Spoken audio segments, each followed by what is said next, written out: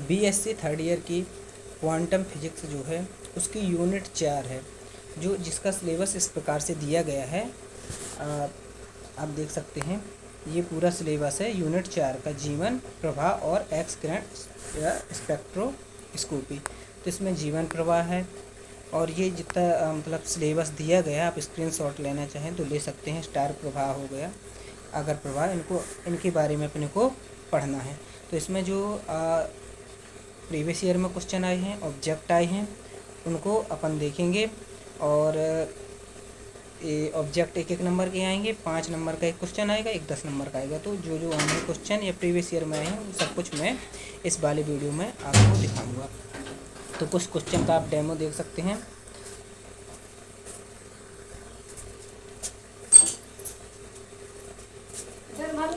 तो ये देखेंगे आप, तो एक ये है समान जीवन प्रभाव, जो कि जीवन प्रभाव का एक प्रकार है। एक समान होता है, एक समान होता है। आगे देखेंगे विस्थापन के लिए व्यंजक लिखना है और असमान जीवन प्रभाव को समझाते इसकी व्याख्या करना है।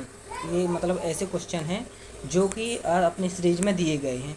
और जीवन प्रवाह क्या है, प्रयोग, इसकी व्याख्या करना है, अंतर स्पष्ट करना, खोज और विस्तार को समझाना, जो कि 10 नंबर में क्वेश्चन आ सकता है ना। तो और आगे जो प्रीवियस ईयर में आए हैं, मतलब पुराने पेपरों में जो आ चुका है, वो क्वेश्चन मैं दिखाता हूँ आपको।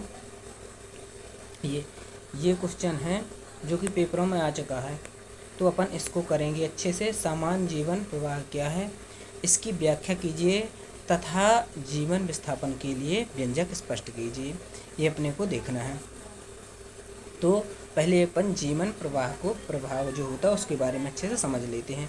आप ये जो वीडियो देखेंगे उसमें आपको ना तो कोई डिटेल से मतलब डिटेल से पढ़ाया गया, आपका जितना सिलेबस में हर एक टॉपिक को बताया गया, और जो भी प्रीवियस ईयर क्वेश्चन है, ऑब्जेक्ट जो आए हैं, उनको लिया गया है। देखते हैं जो जीवन इम्पैक्ट है, देखते हैं जो क्वेश्चन है, जीवन प्रभाव क्या है, इसकी प्रायोगिक व्याख्या कीजिए। इसकी प्रायोगिक व्याख्या करना है, जीवन प्रवाह क्या होता है। तो देखिए क्या होता है जीवन प्रवाह क्या होता है, कि पहले आपको इसमें लिखना है जीवन प्रभाव जो है, इसकी खोज 1896 में जीवन वैज्ञानिक ने किया था। तो उन्होंने क्या कहा था कि जब एक वर्णीय प्रकाश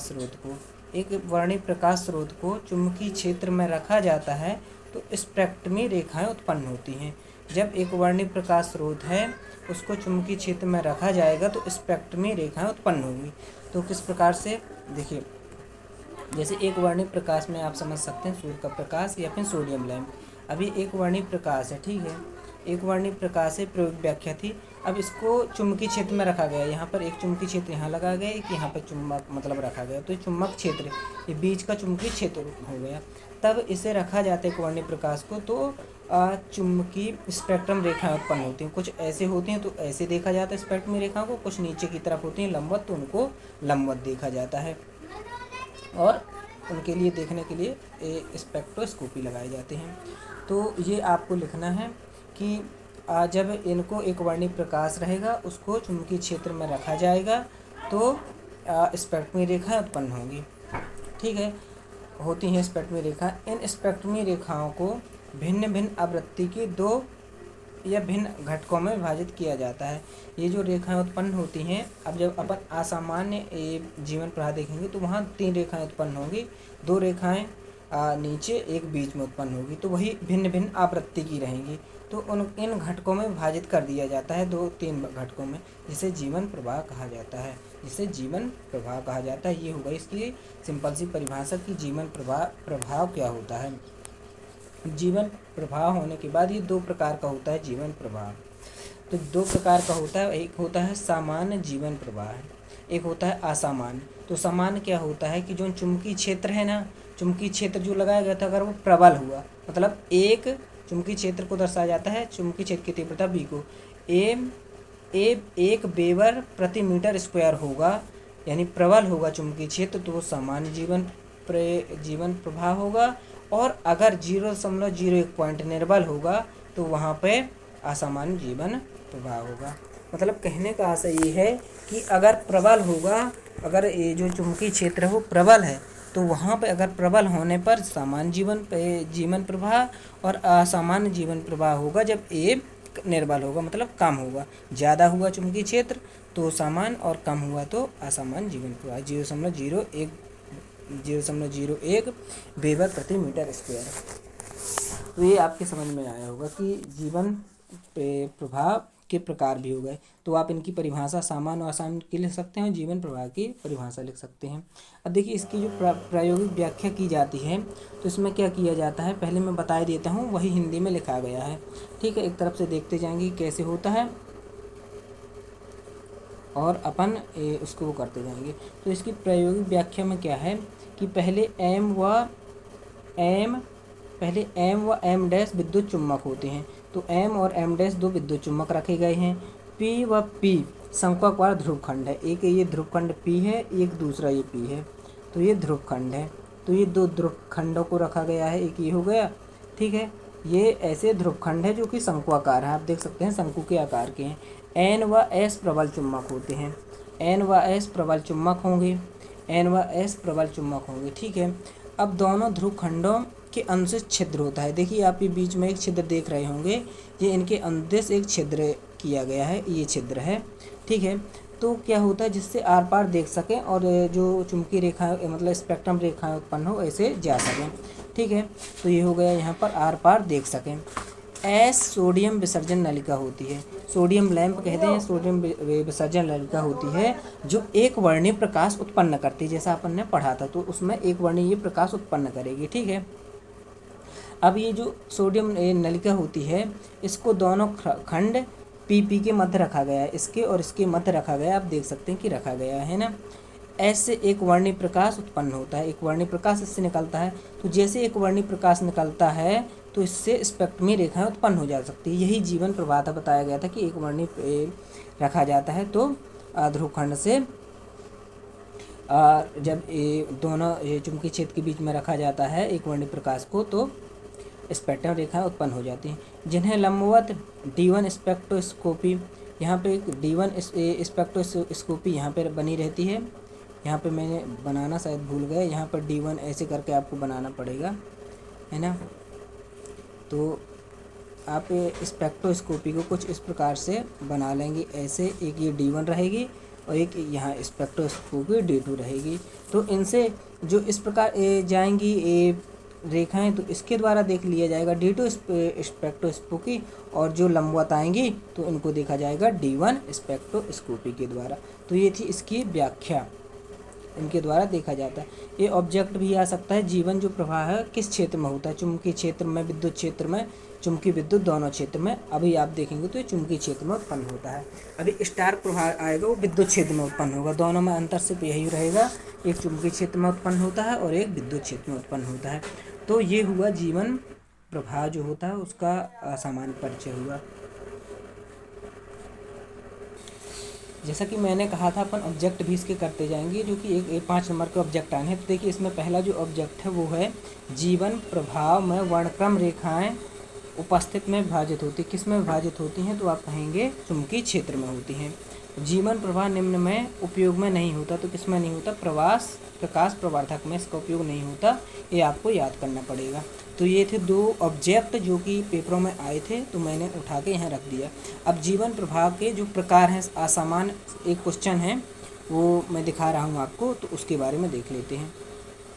आप देखेंगे ये क्वेश्चन आया है कि जो जीवन प्रवाह क्या है, इसकी सामान्य जीवन प्रवाह क्या है, इसकी व्याख्या कीजिए और जीवन विस्थापन के लिए व्यंजक लिखना है। तो अपन लोग देखते हैं किस प्रकार से है इसका आंसर। ये क्वेश्चन 10 नंबर में आएगा, सामान्य जीवन प्रवाह क्या है, इसके विस्थापन का व्यंजक। तो देखिए पहले अपने को क्या लिखना है, पहले अपन को इसमें लिखना है सामान्य जीवन प्रवाह। इसकी परिभाषा लिखना है क्या, यदि बाह्य चुंबकीय क्षेत्र अत्यधिक प्रबल, मतलब 1 वेबर प्रति मीटर स्क्वायर हो तो वहाँ पर सामान्य जीवन प्रवाह होता है। यह भी 2 प्रकार का होता है, तो इसका 2 प्रकार आपको लिखना हो तो लिख सकते हैं। तो ये तो परिभाषा थी, इसके बारे में पूछा था। इसके 2 प्रकार होते हैं। तो पहला प्रकार होता है सामान्य अनुप्रस्थ जीवन प्रवाह।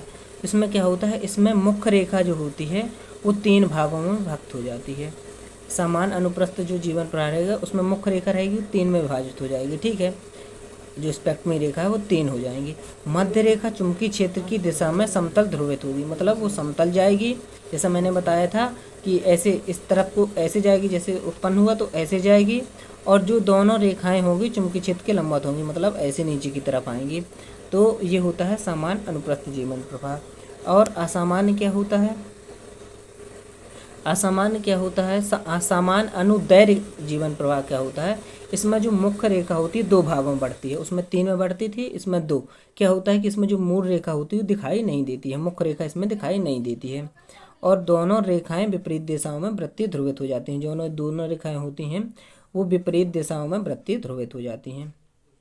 तो इतना आपको असामान्य जीवन प्रवाह में लिखना है। क्या होता है? समान जीवन प्रवाह जो स्पेक्ट्रम है पदार्थ परमाणु में इलेक्ट्रॉन की कक्षीय गति के कारण होता है, जो कक्षीय गति होती है उसके कारण होता है। तो इसमें क्या होता है, आपने क्वांटम संख्याएं पढ़ी होंगी, तो क्वांटम संख्याएं में क्या है कि जो m और l है बराबर 0 होता है तो मुख्य रेखा होती है, मतलब बीच वाली जो मुख्य रेखा रहेगी, और डेल एम एल जो रहेगा प्लस माइनस में होने पर मुख्य रेखा की दोनों रेखाएं प्राप्त होंगी, ठीक है। तो ये अगर प्लस रहेगा तो ये प्राप्त होगा, अगर माइनस में ये वो रहेगा तो ये वाली रेखा प्राप्त होगी। जैसे आप देख सकते हैं ये चित्र बनाया गया है, तो इसमें मुख्य रेखा देखिए, पहले क्या करना है अपने को, एक ये इस प्रकार से शंक्वाकार वो बना लेनी, जैसे उसमें प्लेट बनी हुई थी, ठीक है, बीच में विद्युत क्षेत्र रहेगा।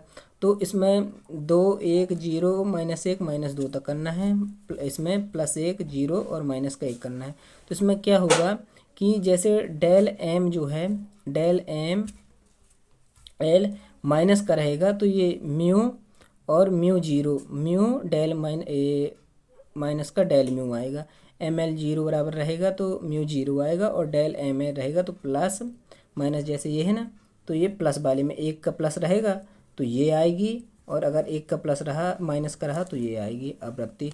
तो इस प्रकार से इनके बारे में थोड़ा लिखना था। और अब देखिए जो विस्थापन है, इसका विस्थापन का व्यंजक देखते हैं। आपको ये चित्र बना देना बस, हो गया। अब ये विस्थापन वाला व्यंजक देखते हैं। आपको इसको पेपर में लिखते जाना है, एक रफ कॉपी बनाकर। अगर आप नहीं लिखेंगे तो समझ में नहीं आएगा, 100% गारंटी के साथ कह रहा हूँ। अगर लिखेंगे तो पूरा समझ में आएगा।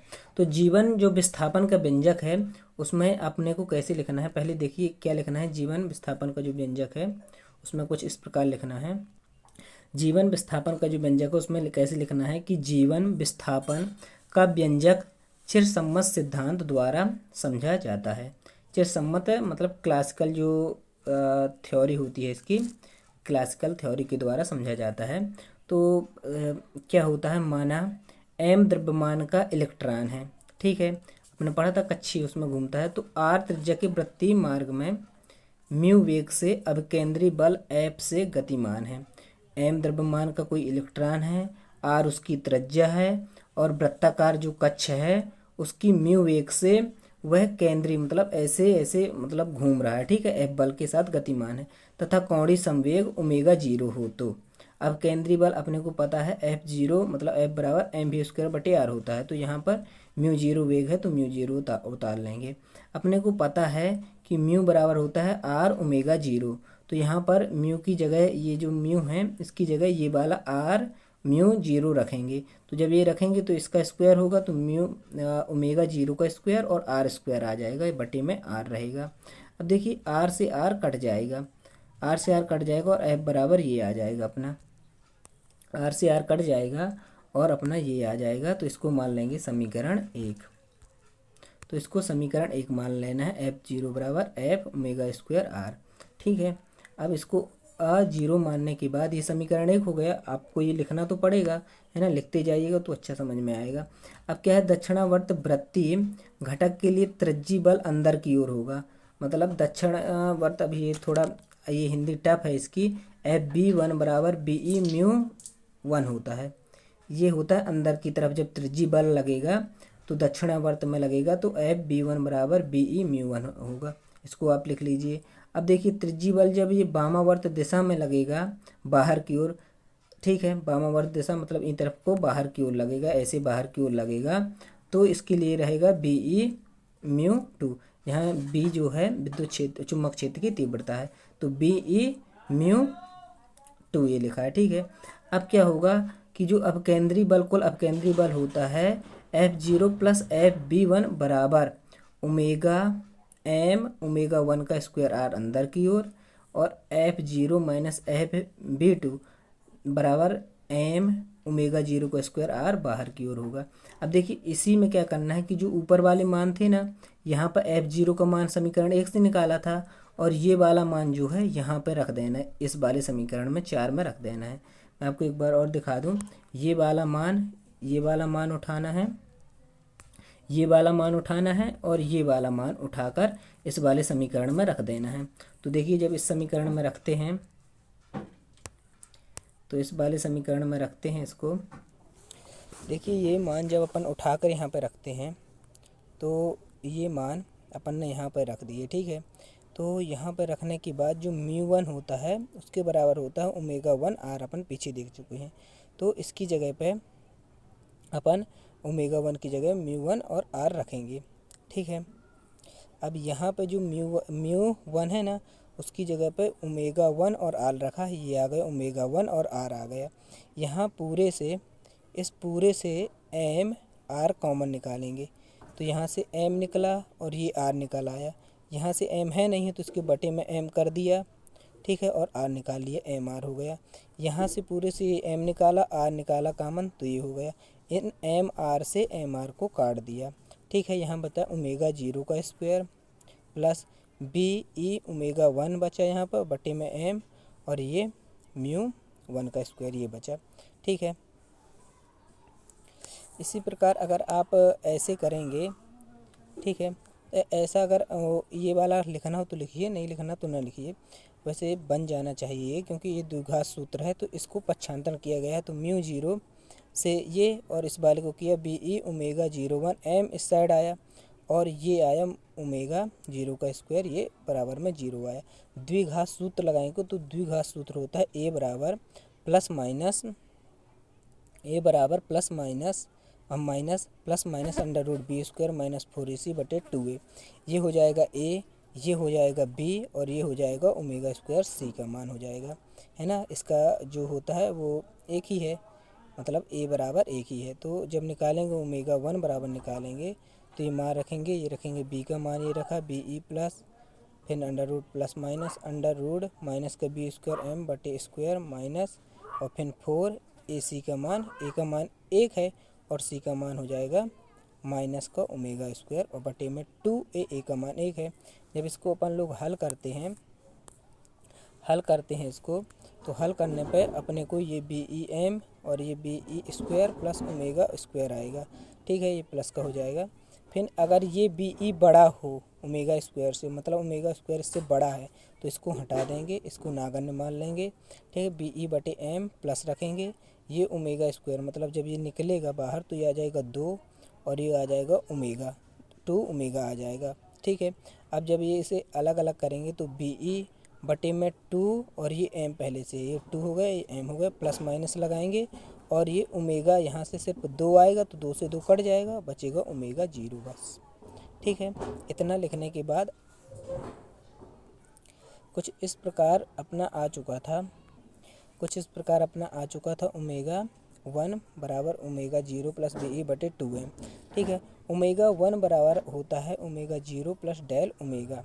ठीक है, और ओमेगा प्लस माइनस था ना, प्लस माइनस अपन ने लिखा था, तो दूसरा माइनस वाला होता है डेल ओमेगा बराबर डेल 2 माइनस डेल ओमेगा होता है। तो डेल ओमेगा बराबर plus minus B E 2m।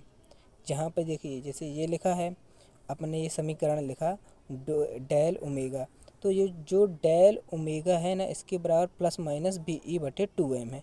तो यहाँ पे जो बी ई 2m है ना उसकी जगह डेल ओमेगा रख दिया मान, और यहाँ पे जो माइनस में है तो उसकी जगह ये वाला मान रख दिया डेल ओमेगा, क्योंकि ये डेल ओमेगा का मान होता है, इसकी जगह रख दिया। अब रेखाओं की जो आवृत्तियों का विस्थापन होता है, रेखाओं की जो आवृत्तियाँ होती हैं उसका विस्थापन का सूत्र होता है ये। रेखाओं की जो विस्थापन होती है उसका सूत्र ये होता है तो डेल म्यू बराबर होता है डेल ओमेगा बटे 2 पाई। तो डेल ओमेगा का जो मान आया है वो था BE बटे 2m, और ये 2 पाई रहेगा ही रहेगा।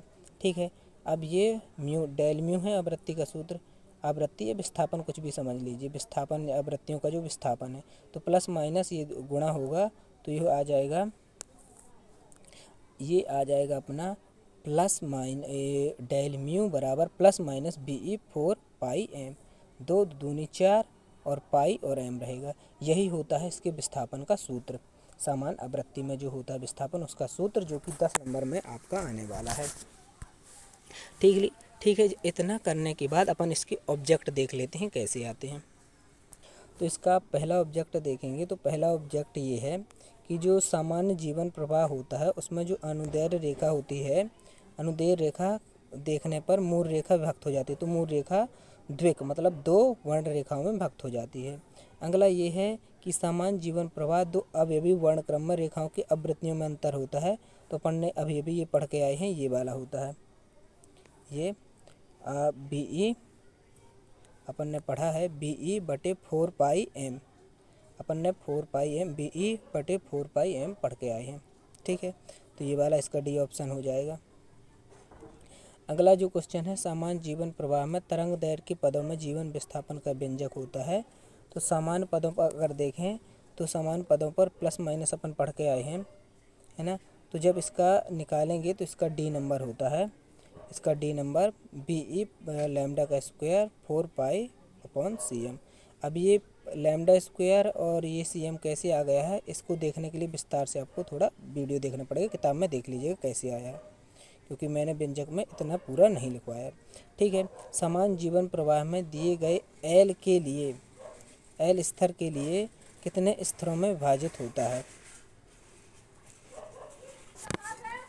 तो इसका आंसर हो जाएगा बी ऑप्शन 2L + 1 स्तर। ये अपने पढ़ा नहीं, फिर भी आपको इसको याद रखना है।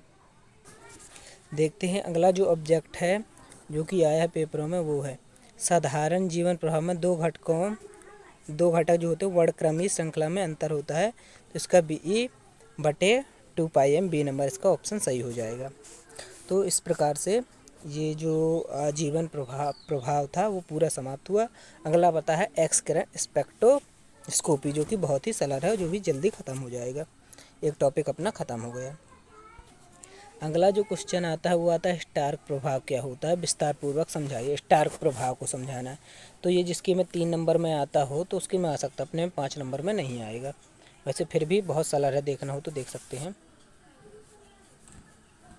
तो इसमें अपने को क्या लिखना है, स्टार्क प्रभाव में अपन लोग क्या लिखेंगे कि विद्युत क्षेत्र की उपस्थिति में, उसमें चुंबकीय क्षेत्र था जीवन प्रभाव में, इसमें विद्युत क्षेत्र की उपस्थिति में एक वर्णीय प्रकाश का स्पेक्ट्रमी रेखाओं में विभक्त होना स्टार्क प्रभाव कहलाता है। क्या था कि जब उसे मैं चुंबकीय क्षेत्र में रखा जाता था एक वर्णीय प्रकाश को, तो जो प्रभाव उत्पन्न होता है उसे जीवन प्रभाव कहते थे। जब विद्युत क्षेत्र में रखा जाएगा और जो प्रभाव उत्पन्न होगा उसे स्टार्क प्रभाव कहेंगे। इसकी खोज 1913 में स्टार्क ने किया था, और ये बामर जो श्रेणी की हर रेखा का बहुत ही अन्य घटक रेखाओं में सम्मित विभाजन व विस्थापन से होने वाली घटना है। तो आप देख सकते हैं बामर रेखा में कैसे किस प्रकार से होती है। तो आ ना जाए हाइड्रोजन स्पेक्ट्रम, अगर आपने पढ़ा हो तो हाइड्रोजन स्पेक्ट्रम में पहली जो नीचे की लाइन होती है, देखिए यहाँ से होती है फुंड श्रेणी, ये होती है ब्रैकेट श्रेणी, पाश्चन श्रेणी, और ये होती है बामन श्रेणी, और लास्ट की होती है लाइमन श्रेणी। ठीक है, तो लास्ट में होती है ये लाइमन श्रेणी। तो ये बामर श्रेणी पर उत्पन्न होता है। तो बामर श्रेणी में कैसे उत्पन्न होगा, आप देख सकते हैं कि जैसे यहाँ पर है, ये देखें।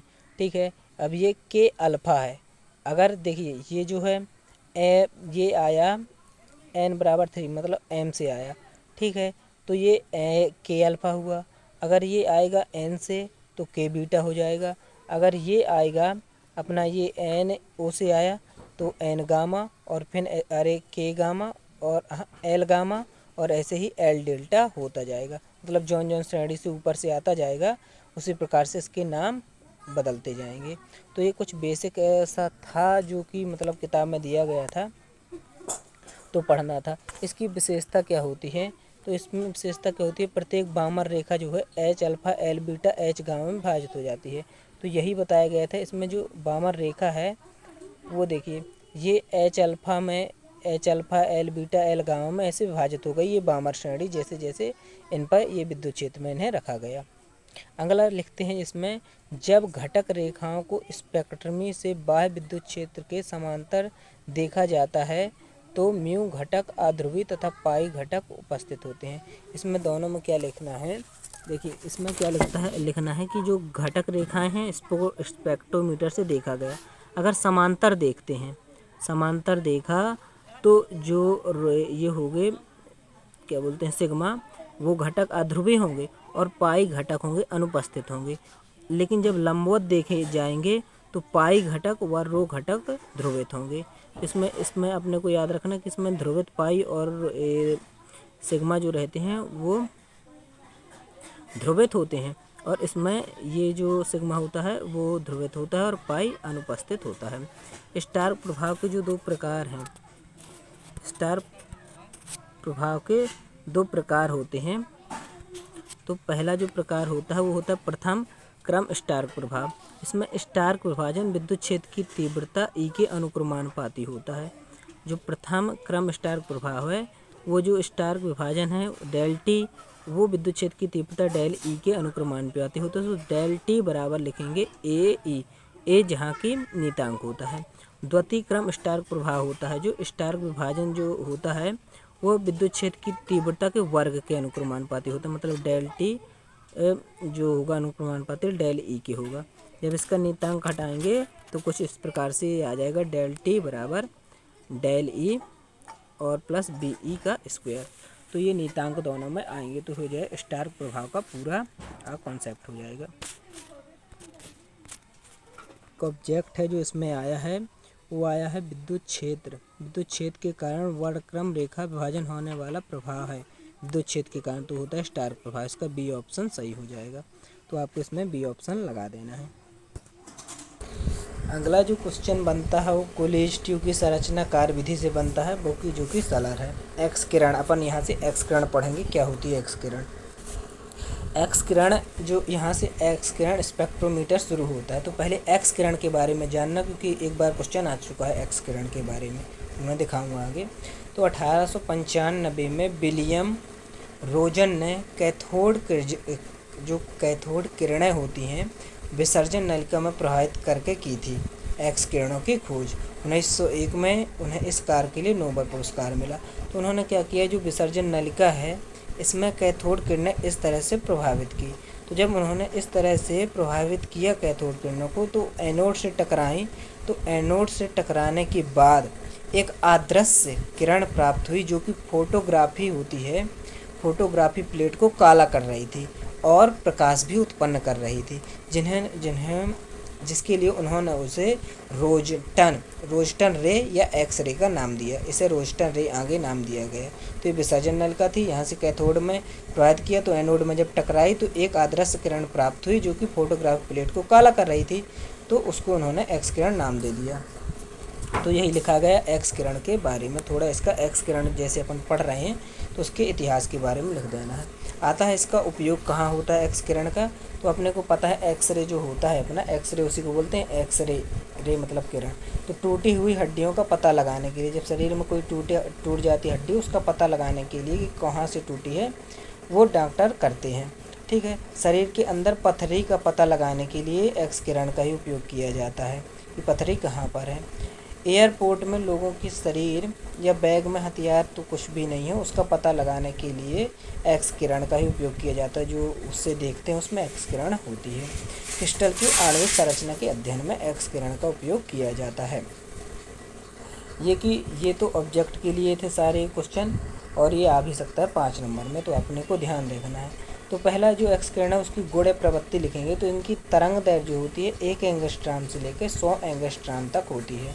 1 एंगस्ट्रॉम से 100 एंगस्ट्रॉम तक इनकी तरंग दैर्घ्य होती है। आवृत्ति होती है 10⁻16 हर्ट्ज से लेकर 10⁻21 हर्ट्ज तक होती है। इसकी चाल प्रकाश की चाल के बराबर होती है 3 × 10⁸ मीटर प्रति सेकेंड। ये फोटोग्राफिक प्लेट को काला कर देती है। और गैस को आयनित कर देती है। जो गैसें रहती हैं अगर वहाँ पर इसे प्रवाहित किया गया तो उसे आयनित कर देती हैं। तो यह हो गया एक्स किरणों के बारे में सामान्य परिचय। इसके ऑब्जेक्ट देखेंगे तो पहला, एक्स किरणों का विश्लेषण क्रिस्टल से होता, किस क्रिस्टल से होता है? तो होता पोटेशियम फेरोसाइनाइड। आपको याद रखना है, मैंने बताया नहीं, पोटेशियम फेरोसाइनाइड। ये मोसले के नियम की खोज की सहायता से करता है, ये अपन आगे पढ़ेंगे। वैसे टीसी है इसका आंसर है, ठीक है। अगला है जो कि ऑब्जेक्ट आया है कि एक्स किरणों का आविष्कार किया था। तो किसने किया था? रोंजटन ने एक्स किरणों का आविष्कार किया था। अगला जो ऑब्जेक्ट आता है वो आता है एक्स किरणों की तरंग दैर्ध्य का क्रम क्या होता है? तो वो होता है 1 एंगस्ट्रॉम से 100 एंगस्ट्रॉम तक। तो इसका ए ऑप्शन सही हो जाएगा। यहाँ से शुरू होते हैं आईएमपी क्वेश्चन, जो कि स्पेक्ट्रम है, एक्सरे स्पेक्ट्रम है। उसमें पहला क्वेश्चन है कि सतत एक्सरे मतलब सतत एक्स किरण स्पेक्ट्रम क्या होता है? ये अगला क्वेश्चन जो है वो कि कई बार आ चुका है। वो क्या है कि लाक्षणिक एक्स किरण वर्णक्रम, इसकी उत्पत्ति कीजिए। जो कि इसका प्रकार है, आगे देखते हैं इसको। देखिए, एक्स किरण जो होती है वो कॉलिजन ट्यूब जो होती है उसके द्वारा उत्पन्न की जाती है इस समय पर, ठीक है। कॉलिजन ट्यूब के द्वारा उत्पन्न की जाती है। तो किस प्रकार से इसकी उत्पत्ति होती है? तो देखिए क्या होता है, पहले जो फिलामेंट है होता है, ये जो फिलामेंट लगे हुए यहाँ पे, ये फिलामेंट ये लगा हुआ है, ठीक है। फिलामेंट अच्छे से दिख नहीं रहा।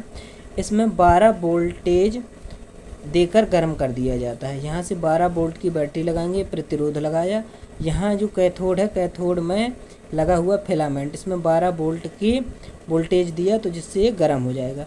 फिर जो कोलिजन ट्यूब है, ये कोलिजन ट्यूब है पूरी, ठीक है। इसमें उच्च वोल्टेज जो है 10,000 दिया जाता है। 10,000 वोल्टेज यहाँ से इसको दिया जाता है, ऐसे दिया गया, ठीक है, लगाया गया। अब देखिए यहाँ से 10,000 वोल्टेज लगाया गया, जिससे कैथोड किरणें एनोड पर लगी उच्च गलनांक की धातु, ये यहाँ पर उच्च गलनांक की एक धातु लगी हुई है। जब इसे दिया गया तो ये उच्च गलनांक की धातु यहाँ पे लगी रहती है, इसे टकराती हैं, टकराई, ठीक है, उच्च गलनांक की धातु से, जिससे कैथोड किरणें एनोड पर लगी। अब देखिए जब उच्च दिया गया तो यहाँ पे धातु है, ठीक है। अब ये यहाँ से एनोड किरणें है ना, जो यहाँ से आकर ये कैथोड है तो इससे आकर टकराती हैं। एनोड की किरणें इस कैथोड से आकर इस धातु से टकराई। तो जब इनसे टकराती हैं तो अपनी एक्स किरणें उत्पन्न हो जाती हैं। इस कैथोड किरण से आकर यहाँ से ये वाली टकराई, ये भी यहाँ से गर्म थी, ये भी गर्म थी, तो टकराई तो एक्स किरणें उत्पन्न हो जाई, जिससे कॉलिजन ट्यूब गर्म हो गई। ये गर्म हो जाती है, ट्यूब जो गर्म हो जाती, तो यहाँ से पानी और यहाँ से पानी डाला गया तो ठंडी हो जाएगी, यहाँ से पानी निकाल लिया जाता है। इसे ठंडा करने के लिए H2 डालते हैं। तो इसको ठंडा किया तो H2 इसमें डाल दिया जाता है, पानी डाला जाता है, ठीक है। इस समय एक्स किरणों का उत्पादन जो है कॉलिजन ट्यूब द्वारा किया जाता है। इसे 1913 में कॉलिगन जो वैज्ञानिक थे उन्होंने बनाया था। आजकल जो एक्स किरणें उत्पन्न की जाती हैं, जो डॉक्टर वगैरह लगाए रहते हैं, वो कॉलिजन ट्यूब के द्वारा उत्पन्न की जाती हैं। तो ये आपको याद रखना है। तो ये जो कॉलेज ट्यूब होती है, कूलीज उसे लिखा जाता है कूलीज, लेकिन कॉलिजन पढ़ा जाता कहीं कहीं। तो कॉलिजन ट्यूब द्वारा एक्स किरणें आजकल बनाई जाती। तो इसकी जो व्याख्या थी कॉलिव ट्यूब की, आपको इस प्रकार से लिख देना है। एक बार और बता देता हूँ कि यहाँ से पहले यहाँ वोल्टेज दिया गया तो ये थोड़ा गर्म हो गया फिलामेंट, फिर यहाँ से वोल्टेज दिया गया तो ये भी गर्म हो गया, फिर यहाँ से कैथोड किरणें छोड़ी गई, जब टकरानी तो एक्स किरणें उत्पन्न भई, जिससे जो ट्यूब थी गर्म हो गई। तो यहाँ से पानी डाला गया और यहाँ से पानी निकाल दिया गया, जिससे ये ठंडी हो गई और अपने को एक्स किरणें प्राप्त हो गई। यहाँ से देखते हैं एक्स किरण वर्णक्रम।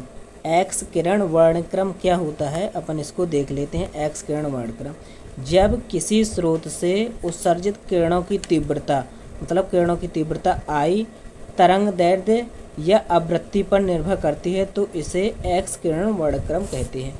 जो किसी स्रोत से जो किरणें एक्स किरणें जैसे उत्पन्न हुई, अगर उनकी तीव्रता एक्स किरणों की तीव्रता तरंग दैर्ध्य या आवृत्ति पर निर्भर करती है तो इसे एक्स किरण वर्णक्रम कहा जाता है। ये दो प्रकार का होता है और ये दोनों प्रकार पेपरों में आए हैं, जो कि आपको याद रखना है। पहले अपन ने एक्स किरण के बारे में पढ़ा पूरा डिटेल में, अभी एक्स किरण में स्पेक्ट्रम या रेखाएं कैसे होती हैं वो पढ़ना है। सतत एक्स किरण वर्णक्रम, और एक दूसरा होता है अभिलाक्षणिक एक्स किरण वर्णक्रम, जो कि ये कि अभिलाक्षणिक एक्स किरण वर्णक्रम बहुत ही महत्वपूर्ण है। तो सतत वाला क्या होता है, अब अपन लोग देख लेते हैं। स्पेक्ट्रम की सतत एक्सरे स्पेक्ट्रम क्या होता है, स्पेक्ट्रम की दो क्रमागत तरंग दैर्ध्य के मध्य कोई निश्चित पृथक्कारी रेखा ना खींची जा सके। दो अगर ऐसे खींची हैं रेखाएं तरंग दैर्ध्य की, उनके बीच से कोई पृथक्कारी रेखा ना खींची जा सके तो उसे सतत किरण स्पेक्ट्रम कहते हैं। ये अपमंदन विकिरण घटना से उत्पन्न होती है। अपमंदन जो घटना होती है उसके द्वारा उत्पन्न होती है, आपको लिखना पड़ेगा पेपरों में, तो ये आपको याद रखना है। सतत एक्स किरण वर्णक्रम न्यूनतम तरंग दैर्ध्य लैम्डा मिनिमम से नीचे विकिरित नहीं हो पाती है। लैम्डा मिनिमम ये जो इस वो है, क्या बोलते हैं इसको, अनुक्रमानुपाती 1/a भी होता है, जो कि अपन ये क्या बोलते हैं एक नियम में पढ़ेंगे, नाम याद नहीं आ रहा अच्छे से, उसका नाम है, अरे यार, ड्यून एंड हंट का नियम है, उसमें ये पूरा नियम वहीं से आता है, तो उसके बारे में पढ़ेंगे। तो देखिए ये होती है सतत एक्स की किरण। तो इसमें क्या रहता है कि पहले ये तीव्रता के लिए ग्राफ खींचेंगे, एक खींचेंगे तीव्रता और तरंग दैर्ध्य, एक तरंग दैर्ध्य के लिए करेंगे, ये तरंग दैर्ध्य के लिए, ठीक है, ये तरंग दैर्ध्य के लिए, इसके लिए। अब यहाँ से 0.6 लिया गया, उसके लिए 20 वोल्टेज की, यहाँ 0.4 ये 30 किलोवाट की, ठीक है। फिर यहाँ जो 0.2 है वहाँ से एक निकालेंगे 40 की और एक निकालेंगे 50 की, और एक ये फिर जब आगे निकलेगी तो थोड़ा टेढ़ी हो जाती है। यहाँ तक इसमें कोई पृथक्कारी रेखा नहीं खींची गई, जबकि अपन इसमें जब अभिलाक्षण वाला में देखेंगे तो उसमें ऐसे बीच से मुड़ जाती है। तो ये होती है स्पेक्ट्रम, सतत वर्णक्रम स्पेक्ट्रम, एक्सरे स्पेक्ट्रम। तो इतना इसमें लिखना था सतत वाले में, क्योंकि इसका छोटा क्वेश्चन ही था। अभिलाक्षणिक वाला आप देख सकते हैं कितनी बार आ चुका है। अभिलाक्षणिक एक्स किरण वर्णक्रम क्या है, इसकी उत्पत्ति कीजिए, ठीक है, ये यहाँ पर आया है। इसमें जो एक्स किरण में KLM श्रेणी होती है उसके बारे में बताना, इसका ग्राफ खींचना है, ठीक है। अगला जो ये है K अल्फ़ा K बीटा कब होती हैं और इनमें कौन सी रेखा है, ये कुल क्वेश्चन है जो कि बहुत बार आ चुके हैं, तो इनके बारे में अपन देखते हैं कि ये एक अभिलाक्षणिक क्या होता है, जो कि बहुत ही सरल है। पहले इसकी परिभाषा देखते हैं। तो जब इसकी परिभाषा देखते हैं तो देखिए परिभाषा में क्या लिखना है, अभिलाक्षणिक एक्स किरण वर्णक्रम जब कैथोड व टारगेट के बीच लगाया गया, जब टारगेट के लिए बीच में लगाया जाता है, टारगेट रहेगा वहाँ से कैथोड किरणें लगाई जाएंगी, ठीक है। यहाँ पर टारगेट है, यहाँ से एक्स किरणें आई, के बीच में त्वरक विभव एक निश्चित निम्नतम सीमा, मतलब अगर देखिए क्या रहेगा कि 25 किलोवाट का जैसे मेलोडियम ये हो गया कैथोड हो गए, ठीक है, और ये 72 किलोवाट जो है टंगस्टन को टारगेट जो है वो टंगस्टन का 72 किलोवाट से बढ़ाया जाता है, तो सतत वर्णक्रम जो रहता है, सतत वर्णक्रम अभिलाक्षणिक वर्णक्रम में बदल जाता है। जब कैथोड किरणों में टारगेट के बीच में इतना लगाया जाता है तो जो सतत जो अपन पढ़ के आए पिछला वो अभिलाक्षणिक वर्णक्रम में बदल जाता है।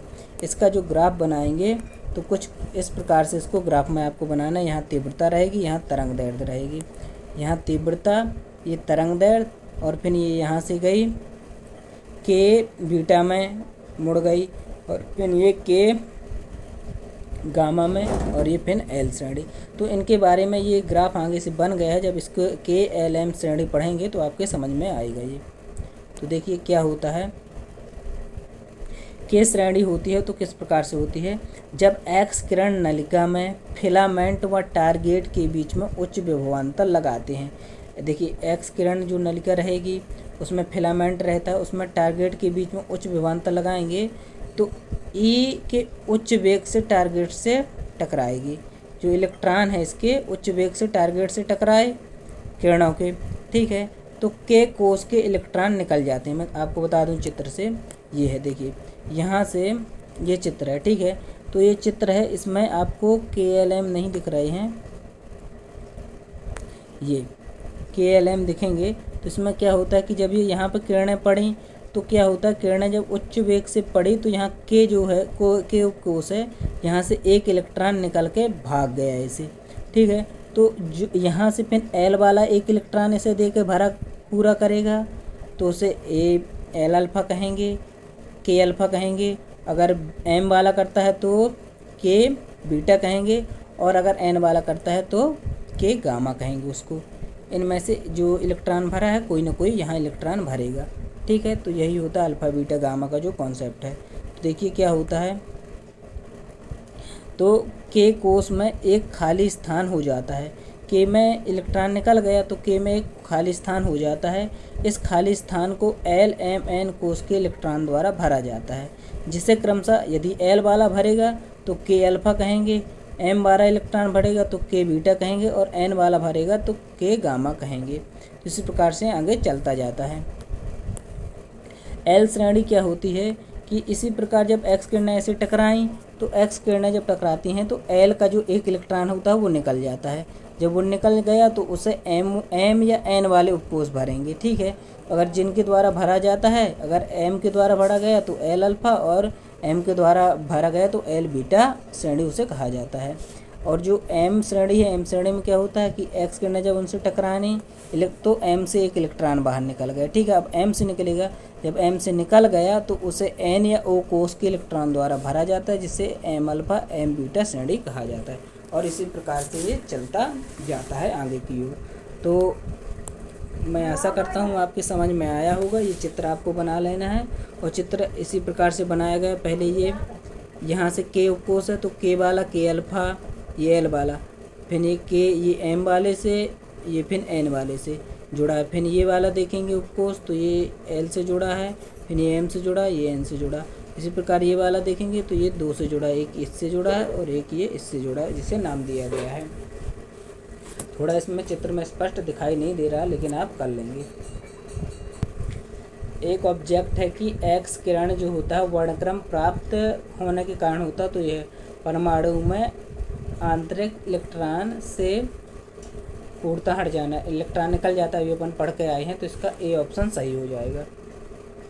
एक ये ऑब्जेक्ट है ये वाला कि के बीटा में क्या होता है। अब लाक्षणिक का एक्स किरणों के उत्पादन में इलेक्ट्रॉन का संक्रमण क्या होता है, तो के बीटा में होगा एम रहेगा तो एन बराबर 3 रहेगा, और से एन बराबर 1 तक रहता है। 3 बार तक अल्फ़ा बीटा गामा तक जा पाता है, तो एन बराबर 3, ये सी नंबर इसका ऑप्शन सही हो जाएगा। ये क्वेश्चन है ड्यूआन और हंट का नियम लिखिए, जो कि पेपरों में आ चुका है, तो अपन इसको देखते हैं। ड्यूआन और हंट का नियम लिखो, इसके सिद्धांत के नियम को निगमन करो। 5 नंबर में क्वेश्चन आ सकता है। तो ड्यूआन व हंट का नियम क्या है। 1915 में ड्यूआन और हंट ने एक्स किरण ट्यूब पर विभिन्न मानों के त्वरक विभवांतर लगाकर स्पेक्ट्रोमीटर से प्राप्त स्पेक्ट्री रेखाओं का अध्ययन किया और एक नियम दिया, जिसे हंट का नियम कहा जाता है, ड्यूआन और हंट का नियम कहा जाता है। तो इन्हें एक्स किरण जो ट्यूब थी उसमें विभिन्न त्वरक के विभवांतर लगाए और स्पेक्ट्रोमीटर द्वारा स्पेक्ट्रमी रेखाएं देखी। मतलब एक्स ट्यूब थी, एक्स ट्यूब लिया, उसमें विभवांतर लगाया और विभवांतर लगाकर स्पेक्ट्रमी रेखाएं देखे।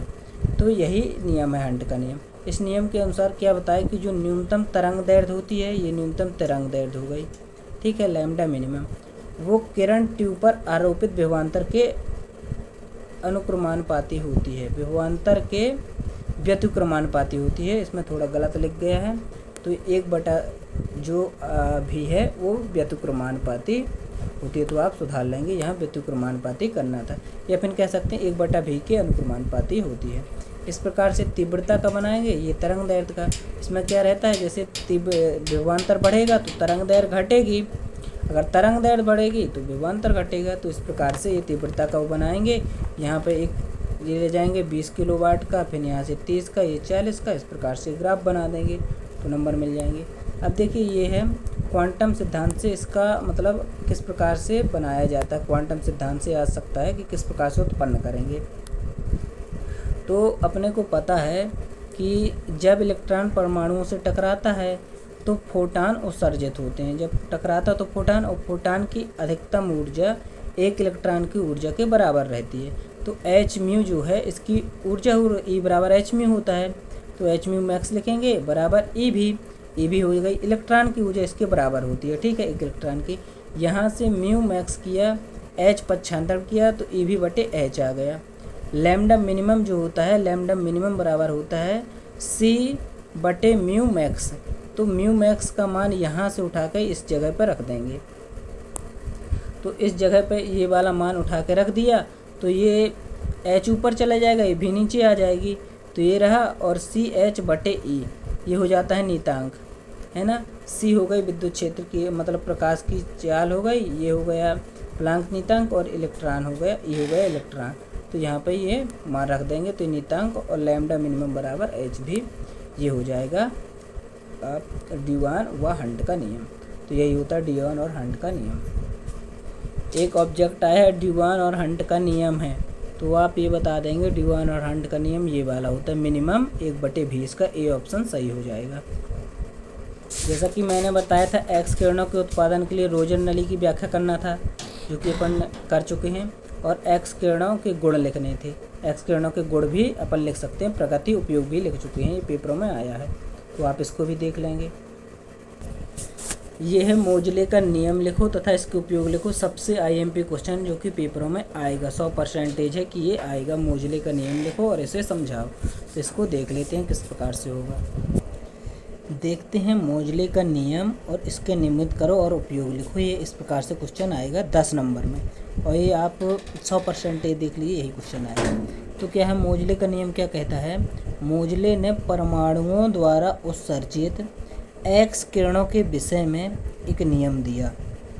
परमाणुओं द्वारा उत्सर्जित एक्स किरणों के विषय में एक नियम दिया जिसे मोजले का नियम कहते हैं। तो नियम क्या था कि एक्स किरणों के स्पेक्ट्रम की रेखा की आवृत्ति, मतलब आवृत्ति हो गई इसकी, ये आवृत्ति हो गई, आवृत्ति म्यू जो है लक्ष्य पदार्थ के परमाणु क्रमांक जेड के वर्ग के अनुक्रमानुपाती होती है। यहाँ पर जो बी है, बी एक नियतांक है, इसके वर्ग के व्यतिक्रमानुपाती, जो परमाणु क्रमांक है ना, इसके वर्ग का व्यतिक्रमानुपाती होता है आवृत्ति के।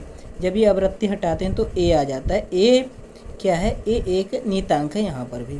तो म्यू बराबर ए जेड माइनस बी का होल स्क्वायर, यही मोजले का नियम है। अब देखिए इसका निगमन किस प्रकार से करना है, आपको ये लिखना पड़ेगा एक एक स्टेप इसको निगमित करना है, कैसे करेंगे, ठीक है। तो आप लिखते जाइएगा तो समझ में आएगा, नहीं आएगा।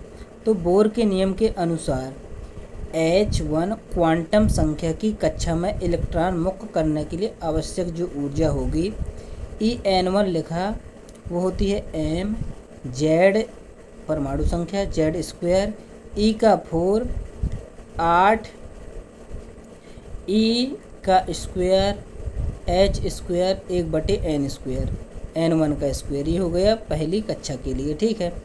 ये आपको याद तो ही करना ही पड़ेगा, है सरल, बट ये इसको याद कर लिया तो मतलब बहुत ही ईजी है।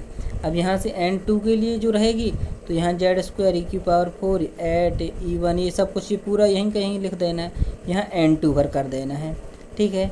N2 कर दिया। अब अपने को कुछ ध्यान नहीं देना, En1 माइनस En2 करेंगे तो देखिए क्या होगा, यहाँ से ये इतना पूरा कॉमन आ जाएगा, ये इतना पूरा दोनों में एक सा है, ये इतना कॉमन आ गया।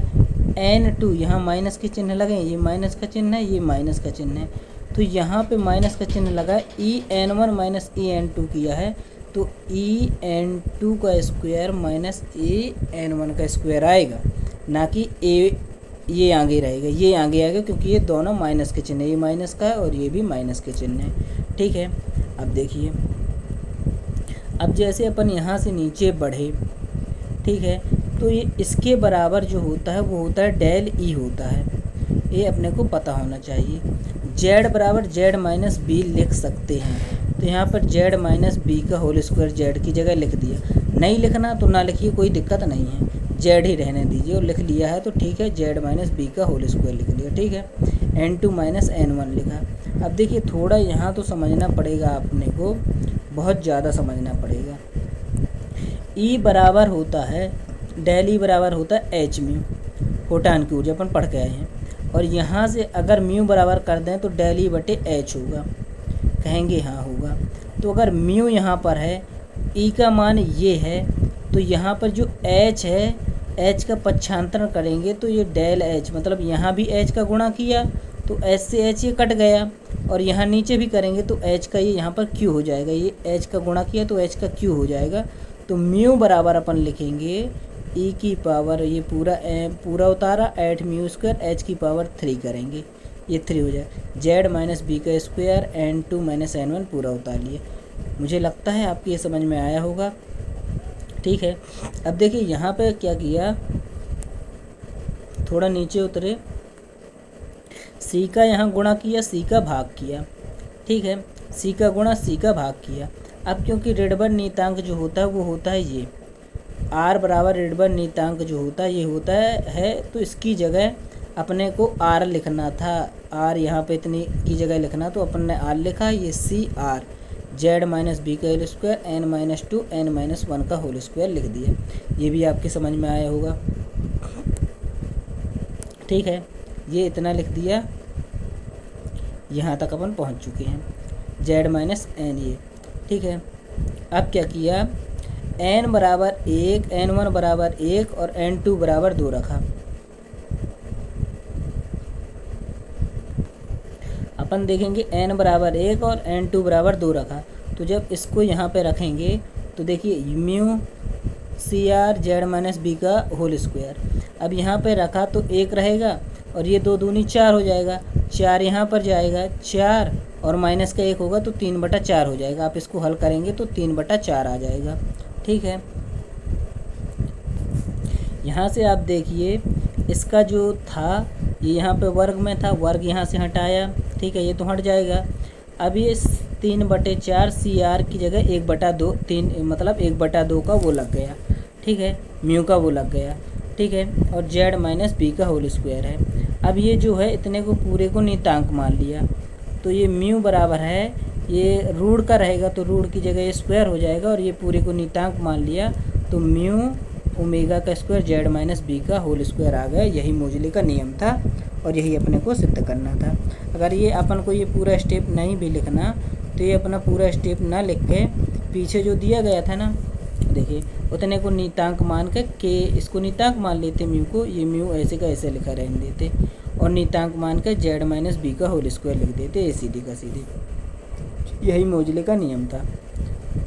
इसके उपयोग लिखना है मोजले के नियम के। आवर्त सारणी इन्हीं के उसमें तो चली, इन्होंने आवर्त सारणी का पोस्टमार्टम कर दिया था, है ना। तो क्या कहते हैं कि ये इनके जो आर्गन होता है, पोटेशियम होता है, कोबाल्ट, निकेल आवर्त सारणी में सही स्थान इन्होंने ही दिया था। ठीक है, हैफनियम, प्रोमेथियम, रोहनियम तथा टेक्टेटियम की खोज इन्होंने किया था। ठीक है, अपने इस नियम के द्वारा, इस नियम का उपयोग है। दुर्लभ मृदा तत्वों के परमाणु क्रमांकों को ज्ञात किया था इन्होंने। ये अपने को 3 इनके उपयोग में लिख देना है। निगमन हो गया, उपयोग हो गया और मोजले के नियम क्या होता वो भी हो गया। तो ये बहुत IMP क्वेश्चन था। ये इसका ऑब्जेक्ट आता है कि मोजले के नियम की खोज में सहायता थी, तो ये था TC। तो इसका आंसर था ये TC, टेक्टेनियम। टेक्टेनियम इसकी खोज में बहुत ही योगदान रहा था। आते हैं आगर प्रभाव क्या होता है। तो आगर प्रभाव के बारे में आपको पहले समझना पड़ेगा कि किस प्रकार से होता है आगर प्रभाव। मैं एक बार बता देता हूँ समझा कर, फिर आपसे बन जाएगा। तो आगर प्रभाव क्या होता है, किस प्रकार से आगर प्रभाव को बताया था, इस माध्यम से, चित्र के माध्यम से आप देखेंगे। ठीक है, तो ये होता है पहला प्राइमरी। पहले क्या होगा, इसे हीट दी गई, जैसे ऊर्जा दी गई तो यहाँ से जो इलेक्ट्रॉन था, यहाँ से यहाँ का इलेक्ट्रॉन निकल गया और ये यहाँ पर आ गया। पहली बार इलेक्ट्रॉन निकल गया यहाँ से। ठीक है, जब ये यहाँ से इलेक्ट्रॉन निकल गया तो इस क्षेत्र को भरने के लिए, जैसे ये K क्षेत्र था समझिए, तो L क्षेत्र का इलेक्ट्रॉन आकर यहाँ भर गया। ठीक है, ये भर गया तो ये वाला खाली हो गया इलेक्ट्रॉन। अब ये इलेक्ट्रॉन जब खाली हो गया, इसको भी और ऊर्जा दी गई। जब ऊर्जा दी गई तो यहाँ का जो इलेक्ट्रॉन था वो भी निकल गया। जब ये इलेक्ट्रॉन जो निकल गया ना, पहले से ये एक इलेक्ट्रॉन निकला था और फिर यहाँ से एक इलेक्ट्रॉन निकल गया, तो इस निकले हुए इलेक्ट्रॉन को कहा जाता है आगर इलेक्ट्रॉन, और इसमें जो ऊर्जा निहित होती है उसे आगर ऊर्जा कहते हैं, और इस पूरे प्रभाव को कहते हैं आगर प्रभाव। इसको कहते हैं पूरे को आगर प्रभाव। तो इस चित्र के माध्यम से आप समझ सकते हैं। तो यही आपको लिखना है कि आगर प्रभाव एक ऐसी भौतिक घटना है जिसमें एक परमाणु के आंतरिक शेल की रिक्ति को भरने के साथ उसी परमाणु से एक इलेक्ट्रॉन उत्सर्जित होता है। जैसे यहाँ से इलेक्ट्रॉन निकला, इस वाले को बता दूँ, इलेक्ट्रॉन निकलता उत्सर्जित होता है। जब एक कोण हटा दिया जाता है तो एक रिक्ति छोड़ते हुए उच्च ऊर्जा स्तर से एक इलेक्ट्रॉन रिक्ति में गिर जाता है, जिससे ऊर्जा निकलती है। ठीक है, एक बार यही होता है। और इसके बाद आपको हिंदी तो समझ में आएगी नहीं, जो कुछ लिखा गया है इसमें वो मैंने किताब का उतार दिया। आपको सिंपल सा लिखना है कि पहले एक इलेक्ट्रॉन यहाँ से निकला, ठीक है, एक इलेक्ट्रॉन निकलने के बाद जैसे के से निकला तो यहाँ से एल वाले ने भर दिया, फिर ठीक है एल वाला इलेक्ट्रॉन को एम वाले ने भर दिया, लेकिन जब और ऊर्जा लगी तो एम वाला भी एक इलेक्ट्रॉन निकल गया, और जो पहले एक इलेक्ट्रॉन के का निकला था अब एम का एक इलेक्ट्रॉन निकल गया, तो इस इलेक्ट्रॉन को कहा जाता है आगर इलेक्ट्रॉन। ठीक है, तो दूसरे निष्कासित इलेक्ट्रॉन को आगर इलेक्ट्रॉन कहते हैं तथा उत्सर्जित ऊर्जा को आगर ऊर्जा कहते हैं, और इस प्रभाव को आगर प्रभाव कहते हैं। आशा करता हूँ आपके समझ में आया होगा कि किस प्रकार से होता है आगर इलेक्ट्रॉन, आगर प्रभाव क्या होता है। दो इलेक्ट्रॉनों का निकलना ही दूसरे इलेक्ट्रॉन को ही, एक इलेक्ट्रॉन निकल गया, जब दूसरा इलेक्ट्रॉन निकलता है तो उसे कहा जाता है आगर इलेक्ट्रॉन, और इस प्रभाव को आगर प्रभाव कहते हैं, जो कि बहुत ही महत्वपूर्ण है। आगर प्रभाव का ये बहुत ही अच्छा ऑब्जेक्ट है। आगर क्रिया में इलेक्ट्रॉन निम्न में से किसे भरता है, तो एक होल को भर देता है। इसका ऑप्शन ए नंबर सही हो जाएगा। ये जो अगला जो क्वेश्चन है वो एक्स किरण वर्णक्रम की द्विसंरचना, ये बहुत आईएमपी है, और ये क्वेश्चन जो कि आया द्विसंरचना, एक्स किरण की द्विसंरचना, तो अपन इसको देखते हैं। तो एक्स किरण वर्णक्रम की द्विसंरचना के बारे में अपने को पढ़ना है। एक्स वर्णक्रम की द्विसंरचना क्या होती है, तो इसकी खोज जो है 1913 में मोजले ने किया था द्विसंरचना के बारे में। तो उन्होंने उच्च भेदन क्षमता वाले एक स्पेक्ट्रोमीटर से देखा कि जो प्रत्येक एक्स किरण होती है उसके पास पास दो या दो से अधिक रेखाओं से मिलकर बनी होती है। किरण की जो रेखा रहती है वो दो या दो से अधिक रेखाओं से मिली होती है, जिसे एक्स किरण वर्णक्रम की द्विसंरचना कहते हैं। तो इन्होंने क्या बताया था, स्पेक्ट्रोमीटर की सहायता से देखा था कि एक्स किरण रेखा के पास पास दो या दो से अधिक रेखाएं होती हैं, मतलब दो रेखाओं से मिलकर बनी होती है। अपन इसके हिसाब से जब चित्र देखेंगे समझ में आएगा। तो पहले ये सारणी बनाने के लिए आपको क्या करना है, पहले एक सेल लिख दिया, के एल एम और एन सेल होती हैं। ठीक है, एन बराबर के में 1 होता है, इसमें 2 होता है, इसमें 3 और एन में 4 होता है। ठीक है, ये लिख लेंगे।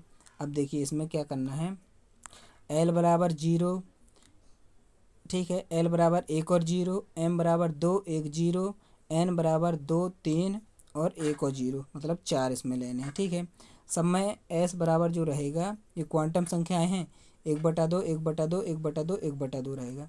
अब इसमें क्या रहेगा, देखिए J L plus minus S किया है।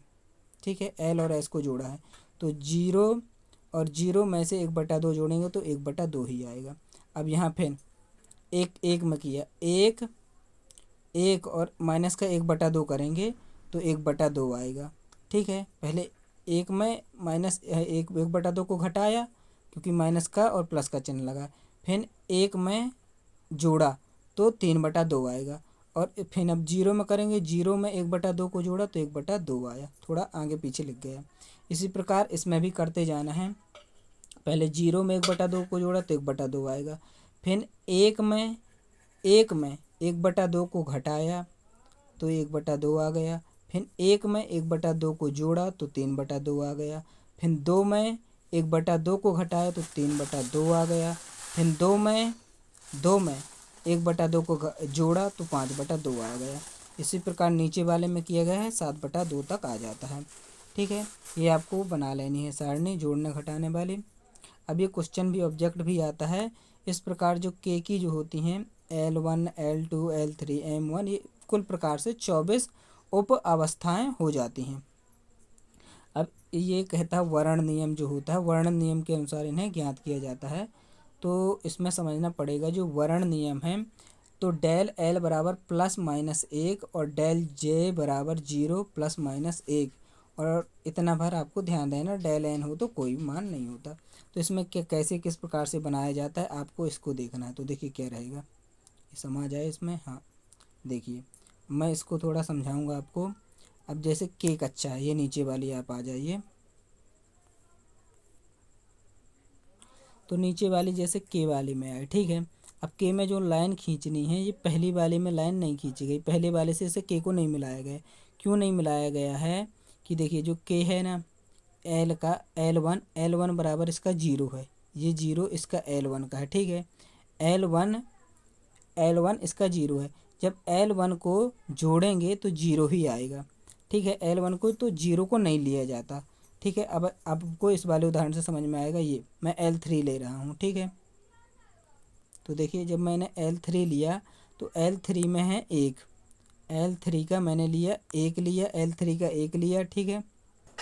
तो ये जो मतलब ये रेखाएं मैंने खींची हैं, एक नियम है जोड़ने और घटाने का कि किसमें जोड़ना घटाना है, जो कि ब्लैक बोर्ड में समझाया जा सकता है। ऐसे जे का जो रहेगा, आप एक बार वर्ण नियम को एक बार देख लेंगे।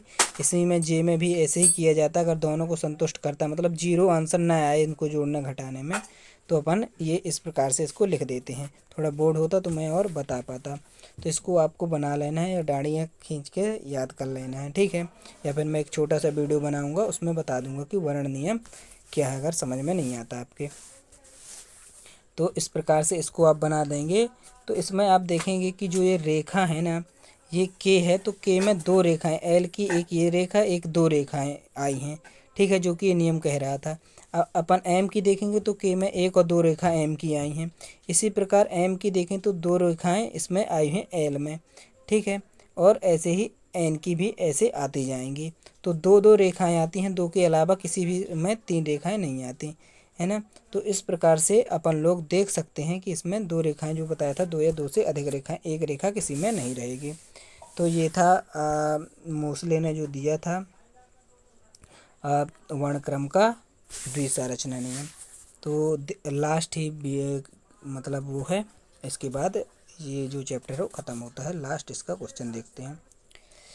लास्ट है अवशोषण कोण क्या होता है, इसके तात्पर्य क्या है, इसकी तरंग दैर्ध्य का सूत्र लिखिए जो आ चुका है। एक्स अवशोषण वर्णक्रम की व्याख्या करनी है, ये जो कि लास्ट क्वेश्चन है, ठीक है। तो देखते हैं इसको। तो कुछ इस प्रकार से मैंने लिख रखा है इसको। तो अपने को इसको किस किस प्रकार से लिखना है कि एक्स किरण वर्णक्रम वह प्रक्रिया जिसमें एक पदार्थ के अणु समान रूप से दूसरे पदार्थ में वितरित हो जाते हैं। एक पदार्थ के जो अणु रहेंगे समान रूप से दूसरे पदार्थ में वितरित हो जाएंगे, यही कहलाता है एक्स किरण अवशोषण वर्णक्रम। मतलब यहाँ से देखिए, जैसे एक्स किरण यहाँ से आई दी गई, ठीक है, आई दी गई, तो जब इसमें टकराएगी इसमें, तो कुछ तीव्रता जो रहेगी, तीव्रता इसकी अवशोषित कर ली जाएगी और निर्गत जो प्राप्त होगी अपने को आई मतलब I0 नहीं आई प्राप्त होगी, ठीक है। I0 दी जाती है और आई एक्स किरण जो मोटाई है उसके द्वारा अवशोषित कर ली जाती है।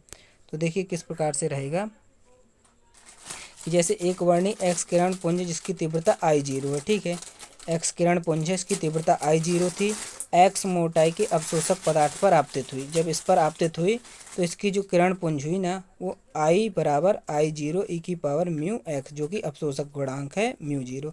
तो कुछ जो ऊर्जा थी वो इसके द्वारा मोटाई के द्वारा अवशोषित कर ली गई। तो म्यू जो होता है अवशोषक गुणांक होता है।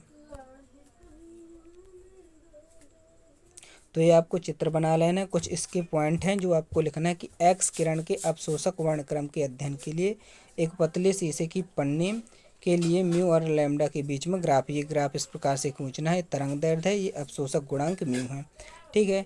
तो जब आप इसके बीच में खींचेंगे, यहाँ पे के रहता है, तो क्या रहता है, तरंग दैर्ध्य लैम्डा का मान बढ़ाने पर म्यू का मान जो के है तेज़ी से बढ़ता है। यहाँ के है तो आप यहाँ पर के लिख लेंगे, जो है यहाँ तेज़ी से पहले के तक बढ़ता है, फिर एच बराबर लैम्डा के एकदम से घट जाता है, फिर यहाँ से घट जाता है, ठीक है। और हो जाता है। यहाँ के को अवशोषक कोर कहते हैं। अवशोषक कोर के बारे में पूछा गया था, तो के जो है यहाँ पर ये अवशोषक कोण कहलाएगा। तो कुछ इस प्रकार से आपको ग्राफ भी बना लेना है, है ना। इस प्रकार से आप इसे ग्राफ बना लेंगे। अभी ये जो है अगला जो इसका पॉइंट है वो है लैम्डा तरंग दैर्ध्य को पुनः बढ़ाने पर अवशोषक बढ़ता है। लैम्डा की तरंग दैर्ध्य बढ़ाएंगे तो बढ़ेगा, और 3 अवशोषक जो कोण हैं L1, L2 और L3 प्राप्त होते हैं। तो अपन आप देख सकते हैं कि जब दोबारा तरंग दैर्ध्य को बढ़ाएंगे तो ये अपने को अवशोषक कोण जो हैं L1, L2 और L3 प्राप्त होते हैं। इस प्रकार से इस ग्राफ को बना लेना है अपने को। तो ये हो गए क्वेश्चन। अब इसके अलावा जो हैं ये अपने IMP क्वेश्चन हैं जो कि आ सकते हैं। जीवन प्रवाह, स्टार्क प्रभाव, आगर प्रभाव, अवशोषक वर्णक्रम, एक्स किरण। अगर आपने नहीं पढ़ा तो इतने पढ़ लिए। द्विसंरचना, मोजले का नियम और ड्यून और हंट का नियम, अभिलक्षणिक एक्स किरण, विविक्त एक्स किरण वर्णक्रम और एक्स किरण उत्सर्जन वर्णक्रम। इतने मोस्ट IMP क्वेश्चन जिनको आप पढ़ सकते हैं। ऑब्जेक्ट देखना चाहें तो कुछ ऑब्जेक्ट अपन देख लेते हैं जो कि IMP हैं, जो पेपरों में आए हैं।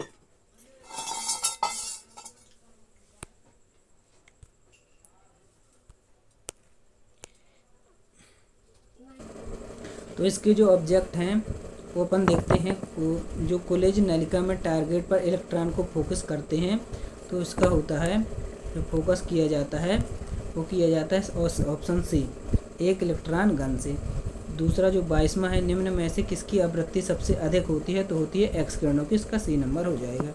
एक्स किरणों की तीव्रता ज्ञात की जाती है तो फिलामेंट धारा से, अपने ने पढ़ा था कॉलेज ट्यूब में, ठीक है। 24वां जो क्वेश्चन है, द्रव्यमान अवशोषक गुणांक निर्भर करता है।